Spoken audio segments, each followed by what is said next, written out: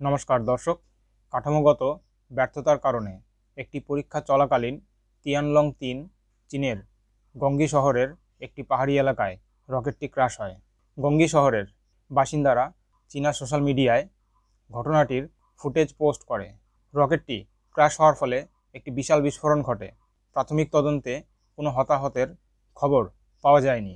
Beijing তিয়ানবিং technology কো, যা space pioneer নামেও পরিচিত, এক বিবৃতিতে তা জানায়। 2 স্টেজ তিয়ানলং-3 হলো একটি আংশিকভাবে পুনঃব্যবহারযোগ্য রকেট যা স্পেস পায়োনিয়ার দ্বারা বিকাশ করা হয়। একটি বেসরকারি খাতের রকেট নির্মাতাদের একটি ছোট গ্রুপ গত বছর এপ্রিলে স্পেস পায়োনিয়ার তিয়ানলং-2 রকেট উৎক্ষেপণ করে।